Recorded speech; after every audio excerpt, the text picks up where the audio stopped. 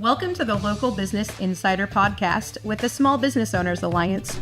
This is a space where we sit down with real entrepreneurs and talk about the wins, the lessons, and the honest moments that come with running a business. I'm your host, Nicole Redinbaugh, small business owner, insurance broker, and founder of the Small Business Owners Alliance here in the Omaha area. Whether you're local to Nebraska or just love learning from real-world business stories, you're in the right place. Hi there, I'm Nicole Redinbaugh, and with us today, I'm so excited to introduce Alison.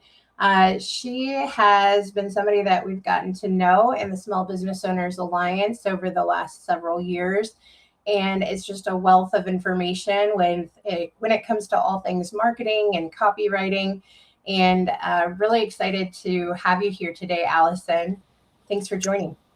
Yeah, thanks for having me. Funny story. In my memories the other day, I forget how many years ago it was, I had this conversation back and forth with someone named Nikki Renee, and I'm like, who's that? And then it finally struck me, it was you, like, oh, that was the prior iteration of Nicole Redinbaugh. Yes. Yeah. It was one of those things kind of, I think so many people have their little bit of a Facebook persona where they try to hide themselves just a little bit behind a little bit of anonymity with their last name maybe. And, as business owners, it's like, okay, well, now here we are. We've got to make sure that we're visible and being seen and putting ourselves out there. So, yeah.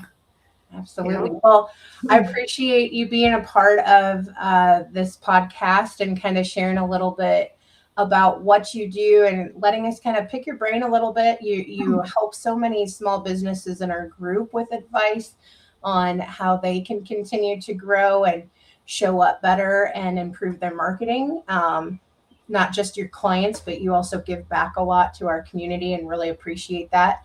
Could you tell us just a little bit about yourself and your business and what it is that makes your services a little different from other marketing specialists? Sure. So my company is called the Oddball Copywriter, and I started out thinking that I was a copywriter, but I was never just a copywriter. I have very few times ever just written a piece and given it to somebody. I have always been involved in many other facets, which has now evolved into me only having really two main clients and one that I have a special project for, and I do all of their marketing for them, from event planning to social media to blogs, newsletters, blah, blah, blah, anything else that pops up. So the way that I approach marketing is in many ways exactly the same as everybody else because, marketing is marketing. But in many ways, it's also very different, hence the oddball name. For one thing, I cannot stand talking about KPIs and click-through rate, CTR, all the, I think a carryover from my corporate days and working somewhere that had a million acronyms that you're just expected to understand. Mm-hmm. That I can't stand that, although I understand they're important and you do need to know that information, but I do not enjoy sitting around and talking shop. I enjoy seeing things work, or if they don't work, figuring out why they didn't and making changes. And I have a very community-based approach and personality-based approach to the marketing that I do. In the ways that it's the same, it's that, yes, I use social media. Yes, I have their website help them. But in the ways that it's different, I do not give a fig about sounding professional or to a point, or worrying about, is this going to offend somebody to a point. I just want it to sound like the personality of the person that it's coming from, because I think that's the most powerful driver of business. Agreed. Yeah, no, I think that's so important. And if it all just sounds generic, or this day and age with everyone seemingly using AI to some degree in their own marketing, especially in the small business world where resources are limited, you've got to differentiate yourself a little bit, and you can't just sound like everybody else, or you don't stand out. Yeah. When I see a post or anything that is obviously written by AI, my eyes just skip it. I don't want to read it. They're going to talk about a shift. There might be some kind of, what's the word, that something that's vibrant. There's going to be bullets. Like, no, I'm not interested. You didn't write this. I want to read what you wrote. Even if you say I seen and I cringe, I still want to read it. Yeah, it's almost like intentionally, if you see no errors whatsoever, that your brain's like, "Ooh, this is a little too perfect. Is this as real as, somebody that maybe has some grammar missteps or something like that?" Yeah. Yeah. So I think one of the things that I've always admired about you, Alison, in our conversations, I know we do a lot of co-working together. We've done a lot of in-person, chapter meetings and things like that together too. But I think one thing that I really appreciate and admire is that you do always show up as your authentic self, and really, like you said, do what you can when helping market for others to make it sound like their real authentic voice as well. Has that always been the case that you've integrated that into your marketing? Or if not, what's kind of gotten you up to this point so far? It actually hasn't been the way that I've always been. It's always been the way I've been in real life. But when I very first started business, I was a budgeting coach. I was not a marketer. And I thought that I needed to tell people what they were doing wrong and how much better I knew and how you did it right. And I wrote like I was writing a college essay, because I wrote a bunch of them in college and I got A's on them. So I thought, why wouldn't this be the way that I wrote? And I quickly learned that, you get like a pity like from your sister and your niece or whatever, and nobody else is paying attention because nobody wants to read college essays. They're boring. Probably not even college professors. So I ended up pretty early on taking a copywriting course because I couldn't get clients for myself through social media. And at the time when I started, which was 8 years ago, my son was little, I was at home, and I wasn't networking yet or doing anything. And this is how I was going to get clients, through Facebook, and it wasn't working. So I took a course that was probably the best class I've ever taken. It was a year long, and every single day I wrote a post and submitted it to this guy, Richard Fletcher. He's in the UK and no longer in business for himself anymore, sadly. But he would just rip apart what I wrote. And I developed a thick skin. And by the end of that year, I was getting clients. And with the exception of, well, the two big clients I have right now, every other client I have ever gotten has been from my Facebook profile. Wow. That's wonderful. Yeah. And it's because I learned how to talk in my own voice and articulate what it is that I do. And it attracts the people I want it to attract, and it repels the people that I don't want it to attract.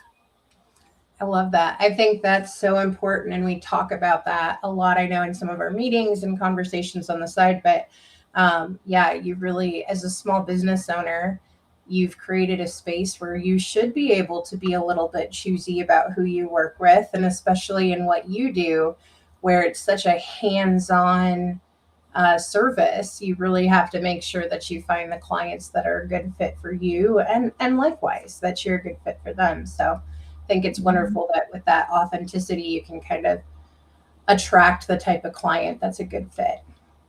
Yeah. Why do you think it is that, I know you spend a lot of time on social media, like you said, all your leads pretty much have come from Facebook, but why do you think it is that on social media in general, people feel the need as business owners to really make sure they're presenting only this polished, perfect type version of themselves? I think there's a couple reasons. The first one, I think, is some people, that's just the way they are. they're proper and they want to follow the rules, and maybe they're private.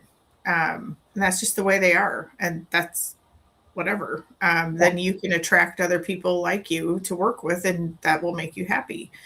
And the other reason is, like me, I spent most of my, and you too, at this point, the majority of my career was spent in corporate and in the finance world. And you cannot just be going out showing your personality and saying whatever you want there. It has to go through compliance first, and it has to be bland and vanilla and blah, blah, blah. And a lot of people have been through that. So then when they start their own business, that's how they think it should operate too. Yeah, I think that's a great point. It's really hard to kind of shift your mindset sometimes of having to step away from some of those corporate restrictions. And I mean, some of them are there for a good reason. You know, you want to obviously be careful when it comes to compliance or whatever may be appropriate for your industry. But at the same time, you know, what's the point of starting your own business if you don't get to put a little bit of you out into the world too? So yeah, you shouldn't just be creating another job for yourself.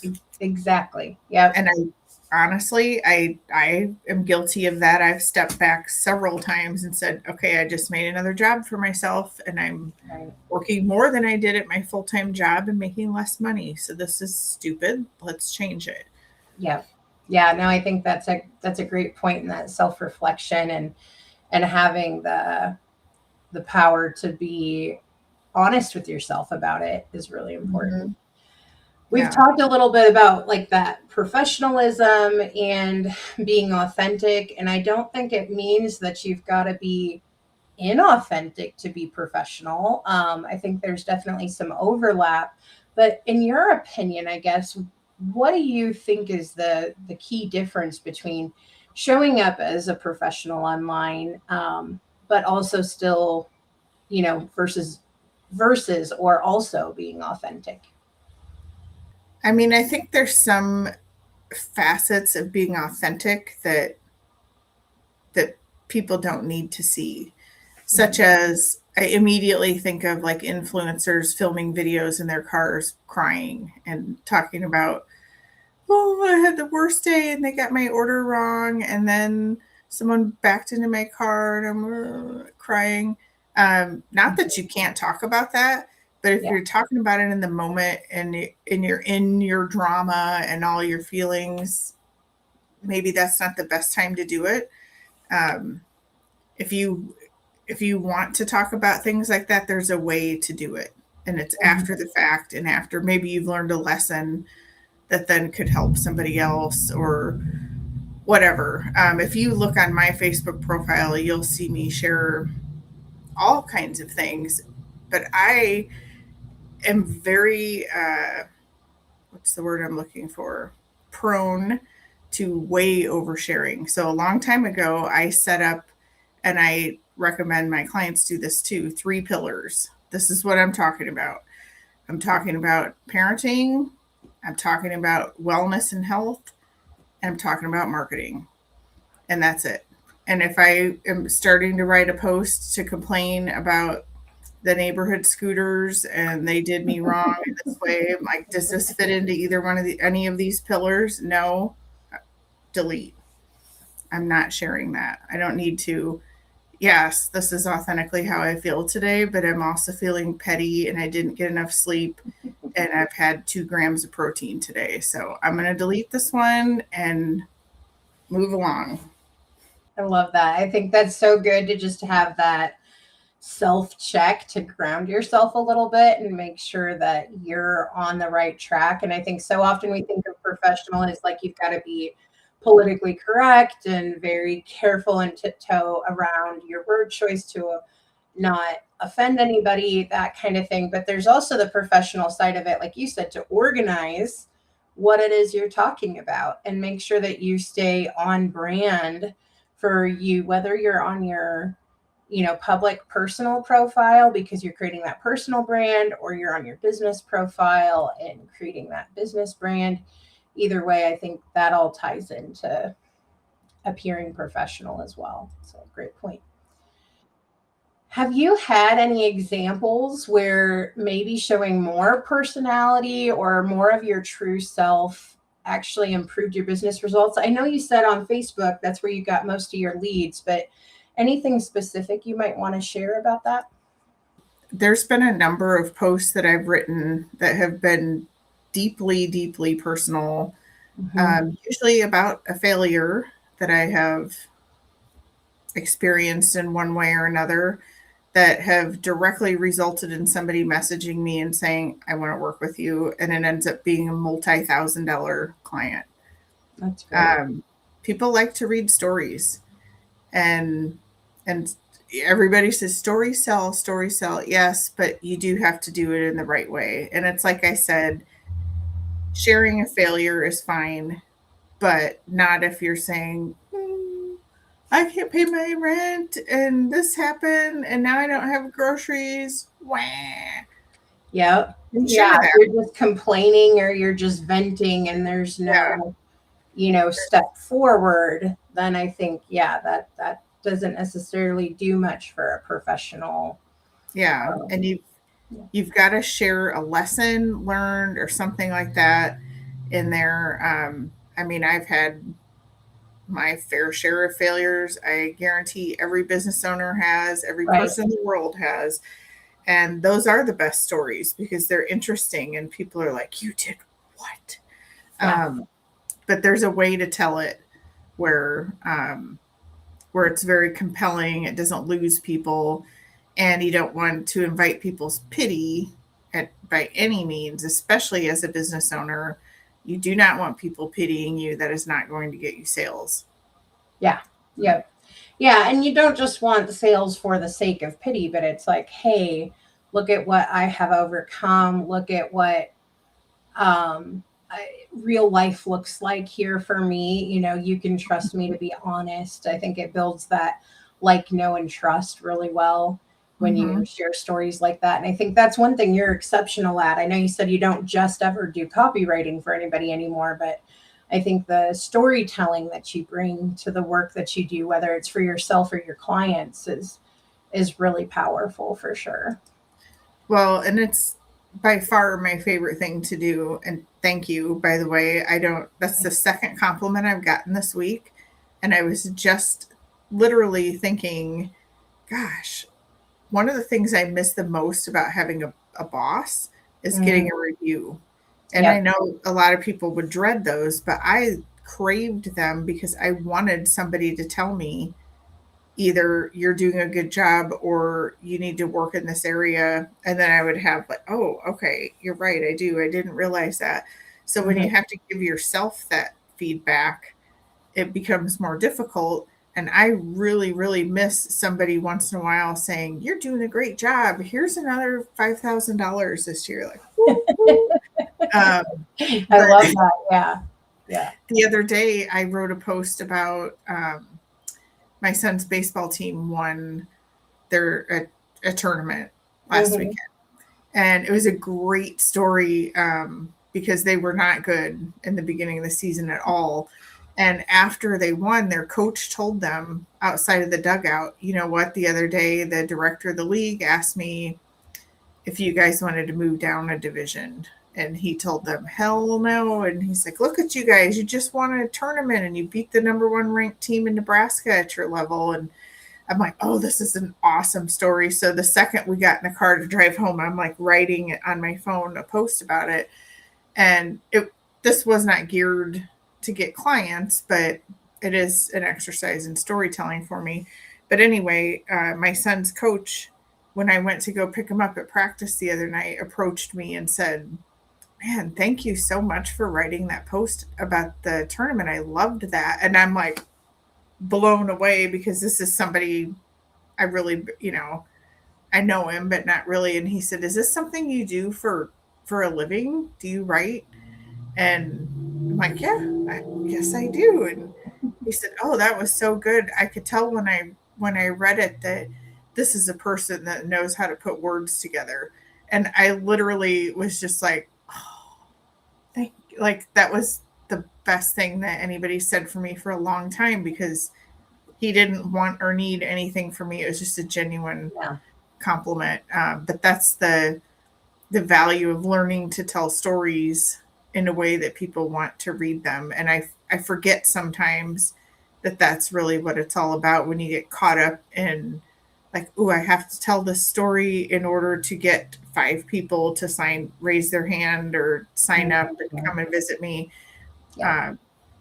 So when you start just telling stories without trying to tie it to a tangible outcome, it actually works better. Yeah, no, absolutely. And I think, again, because that feeling of, hey, this is the real you that we're seeing, you're not putting yourself in a certain light because you're trying to sell something. This is really you that we're seeing, and getting an insight to real life that, I'm sure that struggle to triumph, and then having somebody still challenge you of like, is this still something you should be doing? It is something we can all relate to. I think we've all had times in our lives where we've struggled at something and worked really hard and overcome it, and maybe still had to continue to prove ourselves. And that hero kind of feeling, you elicit when you tell a really good story that people can relate to, I think is what makes that personal connection and really brings you off of the screen and into a person they feel like they can trust and understand. So that's awesome. What would you say to somebody? I know, gosh, we talk to so many people who say, oh, I don't want to share everything on social media. I hate having to think of ideas. I don't necessarily have the money to hire somebody, but I just, gosh, I don't really love social media. I don't know what to post. What advice would you kind of give them on how to maybe be more visible without it feeling painful to do? I had a client like that, and it was very painful for me. But here's the thing. Social media is just another way to market. It is not the be all end all. People did have successful businesses long before social media was there. Mm-hmm. So if you're not doing social media, that's fine. But you do have to get out there in some other way. You have to go to networking in person, or you need to be a regular blogger and keep your website updated, or you need to mail people letters or something. You have to be talking to people. And if you don't want to use social media to talk to people, that's fine. But then you have to pick another way. You cannot open up your business and hang your shingle and sit there at your desk and say, all right, come and see me, because it's not going to happen. It'd be great if that's all we had to do, right? Yeah, no, for sure. I think that's a great point. And I can't remember your exact wording, but I think over the years we've known each other, one thing that I've heard you say in some way, shape, or form is that every kind of marketing can work.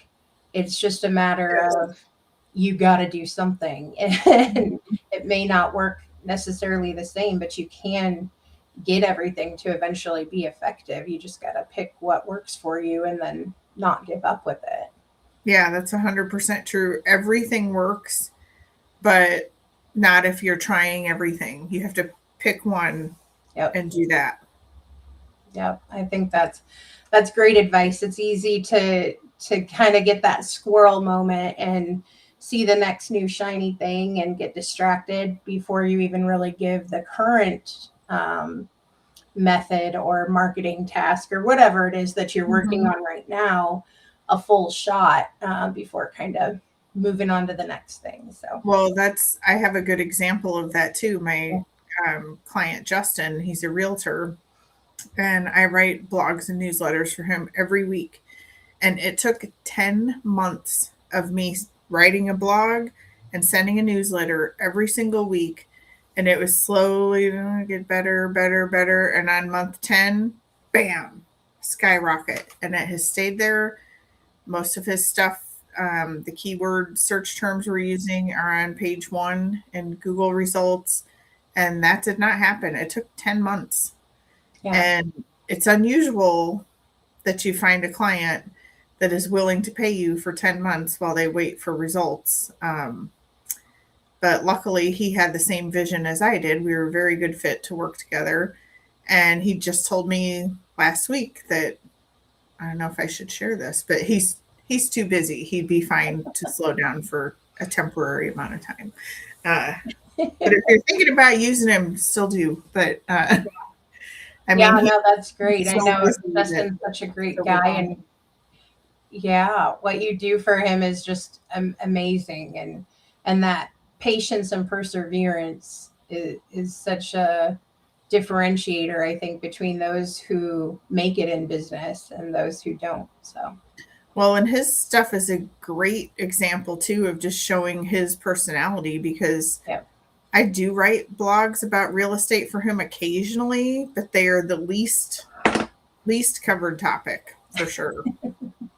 Yeah, but I think though the way that you guys approach it together, though, of building local resources for those who are interested in understanding more about the Bellevue and Omaha metro area, I think is super effective, because it's things that families can do. It's things that, people could go try for different services, and really believe in supporting local and sharing that message. And I think that's all super important. And so glad to see that you've seen some good results from that. I think that's awesome. Yeah. And if somebody does want to get in touch with you, to work with you, or understand a little bit more about what you do from the marketing side, or for the newsletter that you're working on for yourself as well, what would be kind of the best way for them to connect? Through my Facebook profile. I think it's very Gen X of me, but I have never lost my love for good old Facebook. I never use my business page. It does exist, and you can like it if you want, but you're not going to find anything there. My profile is public. You can send me a friend request or follow me, whatever you prefer. That's where it all goes. And eventually, probably by the time this airs, I'll have rolled out my new newsletter, which is actually a compilation of my entire personality, because I mentioned I used to be a budget coach, and I never lost my love for that. I just lost my love for working with people directly one-on-one with that. That's fair. So the newsletter is called the Reluctant Athlete Society. I'm actually I have my own merch that I had branded for it. It's very Gen X 80s nostalgia vibe to it, because that's me. And it actually encapsulates my entire personality. So I'll be talking about doing hard things, even when you don't want to. So I talk a lot about, I am a student of Kung Fu. And so I talk about some of my awesome experiences there. I'll be sharing all kinds of stories just from my day-to-day life, and really weird things seem to happen to me on a regular basis. Just yesterday. Should I tell what happened to me yesterday? Go for it. Yeah. I'm having somebody help me organize my Google Drive, and she sent me a text and said, I found something in here. Can I call? And I'm like thinking, what is it, like a terrible freebie I made 8 years ago? No.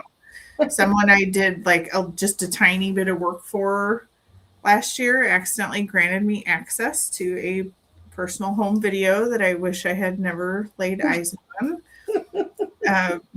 I mean, just another Thursday. But yeah, I love to talk about funny things like that. Yeah. But also the lessons of it. I mean, that particular person was very stiff. He did not like the things that I produced for him. He was very critical, and he was a hard person to work with, and it didn't last long, and it was upsetting to me, and it was a bad fit. And then this happens, and I'm like, oh, look at you. Seems like you're human after all, mister. Accidentally share this crazy thing with me. Yeah. But yeah, just the human side of life, and really the whole idea was inspired by the fact that for the third year I ran the marathon relay in Knoxville, and I absolutely hate it with every core of my being. I hate running, but I love going there and hanging out with friends, and now it's a tradition, so I just keep doing it. So I think a lot of people have many different versions of that in their lives. Yeah. No, I love that. That's great. And I think that's a wonderful example too of try as we might to always put on a real perfect face or presentation. Everybody's human, and there's all things about us that we share with the world, some things we don't, and making sure that we protect our online security a little bit if there is something you don't want to share. But yeah, no, I appreciate that, and looking forward to seeing that newsletter launch. We'll go ahead and drop Alison's contact information in the show notes. So if that's something that you want to reach out and connect, we'd love to have you do so. Please also don't forget to like, comment, and share our video podcast here with the Local Business Insider. We would love to share more valuable conversations and tips with you and other local business professionals at the Small Business Owners Alliance. But until next time, we really appreciate you joining, Alison, and I hope you have a great day. You too. Thanks for having me. It was fun. Thanks.